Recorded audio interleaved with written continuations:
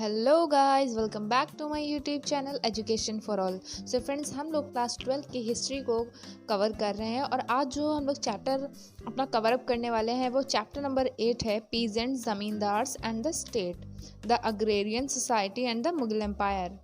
तो फ्रेंड्स, जो आज हम लोग चैप्टर पढ़ेंगे इसमें कृषि समाज और मुगल साम्राज्य के बारे में बात करेंगे। इस चैप्टर में हम ये देखेंगे कि कैसे 16वीं सेंचुरी के बीच में 85% ऑफ पॉपुलेशन जो इंडिया की थी वो विलेज में रह रही थी और खेती किया करती थी, और लोगों को राज्य यानी जो वहाँ के राजा थे मुगल एम्परर, उनके साथ उनके कैसे रिलेशंस थे, इन सब चीज़ों पे आज हम लोग बात करने वाले हैं। हम इस चैप्टर को इतनी डिटेल से आज पढ़ेंगे। तो चलिए स्टार्ट करते हैं आज का चैप्टर। हम इस चैप्टर में सबसे पहले बात करते हैं सोर्सेस की, कहाँ से हमें ये जानकारी मिलती है।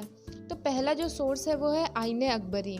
आईने अकबरी एक टेक्स्ट है जो अकबर के कोर्ट में एक हिस्टोरियन जो थे अबुल फजल, उन्होंने लिखा था। इसमें सारे रिकॉर्ड्स लिखे हैं, तो उसमें सारे रिकॉर्ड्स लिखे थे कि कैसे उस टाइम पे टैक्स लिया जाता था और कैसे राजा और किसान के बीच में संबंध थे, उनके रिलेशंस कैसे थे।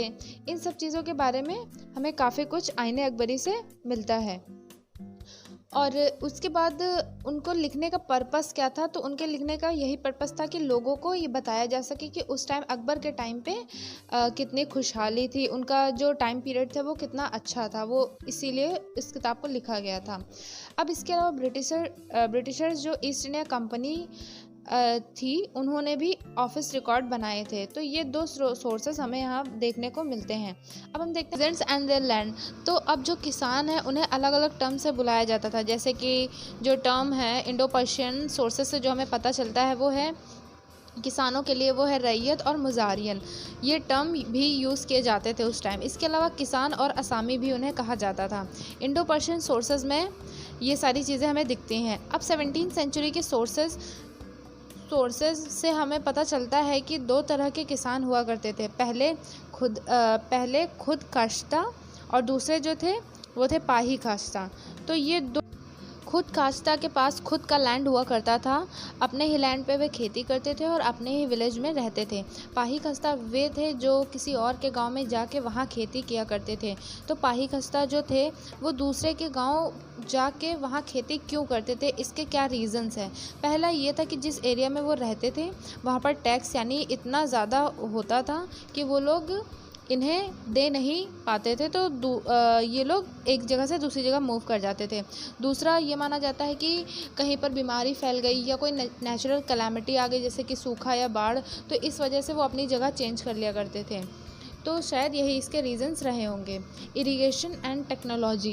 अब खेती के लिए पानी चाहिए होता था, तो हमारे इंडिया का किसान मेनली मानसून पर ही डिपेंड होता था। जहाँ ज़्यादा बारिश होती थी वहाँ चावल उगाए जाते थे, और जहाँ कम बारिश होती थी वहाँ गेहूँ, बाजरा जैसी फसलें उगाई जाती थी। तो फ्रेंड्स, किसान जो थे वो हमेशा मानसून पर निर्भर नहीं रह सकते थे, तो कुछ आर्टिफिशियल सिस्टम ऑफ इरिगेशन यहाँ पे लाए गए थे। इसे राहत या पर्शियन व्हील्स भी कहा जाता था। जैसे कि आप लोग ये डायग्राम में देख सकते हैं, कुछ ये व्हील्स बना हुआ है और ये वुडन प्लफ दिया हुआ है, तो इससे खेती पहले की जाती थी।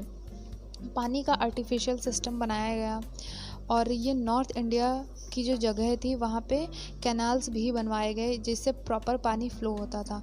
दो मेजर सीजनल क्रॉप्स जो साइकिल मानी जाती है क्रॉप्स की, वो थी खरीफ और रबी। तो जो खरीफ थी वो ऑटम में लगाई जाती थी, और जो रबी क्रॉप्स थे ये स्प्रिंग सीज़न में होते थे। मोस्टली 2 सीज़न में क्रॉप उगाई जाती थी। सो फ्रेंड्स, आईने अकबरी में लिखा है कि आगरा में एक सीज़न में 39 वैरायटीज़ ऑफ क्रॉप्स लगाई जाती थी, और जबकि दिल्ली में 43 वैरायटीज़ होती थी क्रॉप्स की, और ये होते थे 2 सीज़न्स में। एक तो मतलब जो हमारा रबी वाला सीज़न होता है जो क्रॉप्स लगाई जाती है, और जो खरीफ सीज़न होता है, तो 2 सीज़न हो गए। इसके अलावा अगर हम लोग बंगाल में देखेंगे तो बंगाल में 50 वैरायटीज़ के चावल उगाए जाते थे। तो मुगल पीजेंट्स जो थे, मतलब मुगल्स जो थे, वो पीजेंट्स को इनकरेज करते थे कि आप ऐसी क्रॉप लगाइए जिससे हमारा ज़्यादा प्रॉफिट हो, जिससे हमारा ज़्यादा रेवेन्यू आए।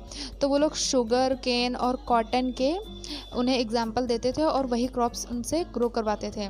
तो 17वीं सेंचुरी में काफ़ी सारे नए क्रॉप्स भी हमारी कंट्री में आए, बाहर के जो वर्ल्ड थे वहाँ से, जैसे कि मक्का जो माना जाता है कि वो बाहर की कंट्री से आया है, जो साउथ अफ्रीका है और स्पेन से वहाँ से आया है। इसके अलावा टमाटर, आलू, मिर्च ये सब बाहर की कंट्रीज से इंडिया में आए हैं। अब हम देखते हैं द विलेज कम्युनिटी। ये माना जाता है कि एक कम्युनिटी के 3 पार्ट होते थे। पहला कल्टीवेटर, दूसरा पंचायत, तीसरा विलेज हेडमैन, जिसे हम मुकद्दम या मंडल भी कहते हैं। तो जो पंचायत या हेडमैन, जो विलेज के पंचायत होता था, उसमें जो एक एल्डर होता था, एल्डर पर्सन हुआ करते थे, तो वो इकट्ठा करते थे सभी लोगों को और वही पंचायत बिठाई जाती थी। इसमें एक मुखिया होता था और वो मुखिया डिसाइड करते थे कि क्या सही है क्या गलत है। तो विलेज में वो सारे काम देखते थे, वहाँ के वेलफेयर के सिस्टम को देखते थे। अब जो पंचायत थी वो इम्पॉर्टेंट, उसका काम ये था कि उसके पास जितने भी अथॉरिटी थी वो लोग किसी पर भी जुर्माना लगा सकते थे, और किसी ने अगर क्राइम किया है तो वो लोग उसको गांव से बाहर भी निकाल देते थे। ये सारे राइट्स जो हैं वो पंचायत के हेडमैन के पास थे। अब हमने ये देखा कि यहाँ पे खेती होती थी, इसके अलावा भी यहाँ पे काफ़ी सारे लोग थे, जैसे कि आर्टिजन्स लोग। तो हम लोग बात करते हैं अब आर्टिज़न यानी जो कारीगर्स थे उनकी। तो विलेज आर्टिज़न ये लोग कारीगर थे, जैसे कि पॉटर्स, लोहार, कारपेंटर, बार्बर, सुनार, ये सब इस कैटेगरी में आते थे। तो ये सब स्पेशलाइज्ड सर्विस देते थे। जो भी किसान होता था वो इनसे अनाज के बदले अपना सामान भी लेन देन का करता था। ब्रिटिश ये मानते हैं कि गांव में लिटिल रिपब्लिक थी, क्योंकि गांव के अंदर जेंडर और कास्ट डिस्क्रिमिनेशन देखते थे वो लोग। वीकर सेक्शन जो थे उन्हें काफ़ी एक्सप्लॉइट भी किया जाता था। सबसे पहले हम लोग विमेंस की बात करते हैं। तो जो विमेंस थी वहाँ की विमेंस इन अग्रेरियन सोसाइटी। तो फ्रेंड्स, जो वहाँ की विमेंस थी, जो औरतें थी वहाँ की, वो खेती भी करती थी। जहाँ पे मेन काम करते थे खेत में, वो उन्हीं के साथ अपना कंधे से कंधा मिला के काम करती थी। वो वहाँ पे जो सीड्स होते हैं उनको लगाती थी और साथ में सोविंग, सीडिंग, सब कुछ सारा काम वो लोग भी करती थी। और प्लफ चलवाने में उनकी मदद करती थी, मतलब हल चलाने में उनकी मदद भी करती थी। और वो धान भी काटती थी और वो मेन के बराबर ही वो भी काम करती थी। इसके अलावा विमेंस जो आर्टिजन्स थी वो एम्ब्रॉयडरी भी करना जानती थी, सिलाई, कढ़ाई, मशीन, सब कुछ मतलब उन्हें आता था। आप लोग ये देख सकते हैं कि स्पिनिंग थ्रेड में विमेन काम कर रही हैं, तो आप लोग ये देख सकते हैं। और सो फ्रेंड्स, जो हाउस होल्ड में मेन होते थे वो अपने घर के हेड होते थे और वो औरतों पे काफ़ी स्ट्रिक्ट कंट्रोल रखते थे। विमेंस जो थी वहाँ पर वो देखा गया है कि उनके साथ काफ़ी अच्छा बिहेवियर नहीं होता, कहीं कहीं पे डोमेस्टिक वायलेंस तक होता था। और अभी तक हमने तो ये सारी चीज़ें विमेंस के बारे में थी। और अब हम लोग देखते हैं ये जो विलेज के पीपल थे, हम लोगों ने इनके बारे में तो देखा। अब जो विलेज के बाहर लोग रहते थे, मतलब कि जो बाहर के फॉरेस्ट एरियाज़ होते थे, उनके बारे में भी हम लोग देखते हैं। Forest and tribes. तो फॉरेस्ट ट्राइब में यह है कि मतलब यहाँ पे जो डेंस फॉरेस्ट होते थे वहाँ पे कम से कम 40% आबादी जो थी वो फॉरेस्ट एरिया की थी। मतलब 40% एरिया में फॉरेस्ट लगे हुए थे और उसमें लोग भी रहते थे। उन्हें जंगली कहा जाता था। हालांकि जंगली का मतलब अनपढ़ गंवार नहीं होता है, बस सिर्फ वो जंगल में रहते थे इसलिए उन्हें जंगली कहा गया। ये लोग ये कहते थे कि हम ये लोग मतलब जो ब्रिटिशर्स या जो ज़मींदार होते थे उन्हें टैक्स देने से मना कर देते थे, क्योंकि वो कहते थे हम तुम्हारी ज़मीन पे तो रह नहीं रहे हैं और ना तुम्हारी खेती कर रहे हैं। तो वो लोग टैक्स देने से कई बार मना कर देते थे। जब इन लोगों को टैक्स नहीं मिलता था तो ये लोग कहते थे कि तुम हमको टैक्स मत दो, लेकिन इसके बदले में हमें पेशकश दो। पेशकश का मतलब होता है जो जंगल में हाथी रहते हैं, जब वॉर हो तो आप हमें हाथी प्रोवाइड करिए। तो ये लोग हाथी उनको प्रोवाइड करते थे वॉर में, जब भी वॉर होती थी। जो फॉरेस्ट ड्वेलर थे वो फॉरेस्ट की चीज़ों से ही अपनी लाइफ चलाते थे और इन लोगों ने धीरे धीरे कमर्शियल एग्रीकल्चर स्टार्ट कर दिया था। और यहाँ के जो फॉरेस्ट प्रोडक्ट्स होते थे जैसे कि हनी, बीस वैक्स, गम, लैक, तो ये लोग उन चीज़ों को ले जाके बाहर, मतलब इनकी डिमांड ज़्यादा थी तो इन लोग को ले जाके बाहर बेचते थे। जो लोहानीज जनजाति ट्राइब थी, मतलब लोहानी जनजाति थी, वो पंजाब में पाई जाती थी। वो लोग ट्रेड करते थे इंडिया और अफ़गानिस्तान में। तो फ्रेंड्स, ये सब हम लोगों ने देखा। अब हम लोग देखते हैं ज़मींदार।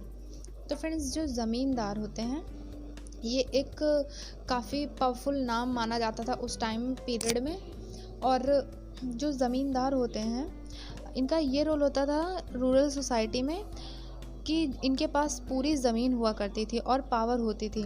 इनको सोशल स्टेटस, इनका जो सोशल स्टेटस था वो काफ़ी हाई था। जो ज़मींदार होते थे उनके पर्सनल लैंड हुआ करते थे जिन्हें वे मिल्कियत भी कहते थे, और वो ज़मीन पर खेती करवाते थे और टैक्स भी कलेक्ट करते थे। तो फ्रेंड्स, आप लोगों ने मिल्कियत देखा।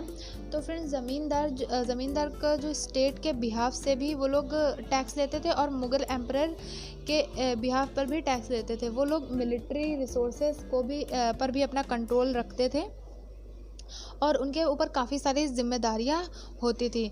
अब हम देखते हैं लैंड रेवेन्यू। तो फ्रेंड्स, मुग़ल जो थे वो काफ़ी ज़्यादा एरिया में थे, वो सब जगह से रेवेन्यू लेते थे। तो एक दीवान को अपॉइंट किया जाता था जो इन चीज़ों को सुपरवाइज़ करते थे, वो हर चीज़ का रिकॉर्ड रखते थे।